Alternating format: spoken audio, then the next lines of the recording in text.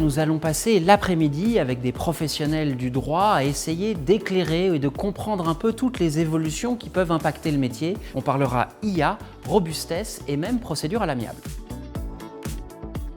Il est question pour nous d'interroger le lien entre le droit et la confiance, de questionner la place de l'automédication juridique, de la médiation qui est en forte progression et enfin, bien sûr, quel est le rôle et quelles sont les compétences du juriste de demain.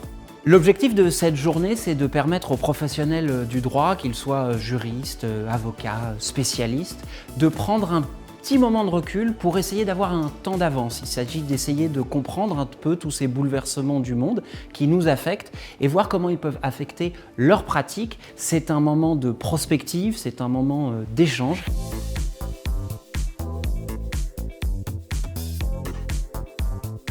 Le Forum des éclaireurs, pour moi, c'est un lieu de créativité dans une discipline qui est le droit.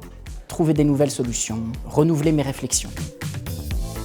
Et donc je trouve ça très intéressant chaque année, autour de thèmes qui peuvent sembler un peu différents, mais qui touchent au même cœur d'activité qui est celui de la famille juridique et de la famille judiciaire, de voir comment notre société évolue. La multidisciplinarité des regards est une ressource, une mise en perspective historique ou la mise en comparaison de la manière dont différents secteurs sociaux peuvent vivre les transformations liées à l'IA peut certainement nous apprendre à mieux comprendre ce qui se passe et à être des acteurs, disons, du changement sans en être complètement des témoins passifs, disons. L'édition des éclaireurs du droit 2026, pour moi, elle a été innovante, passionnante et même inspirante parce qu'elle correspondait à l'ensemble des éléments de cette rupture paradigmatique qu'on est en train de vivre.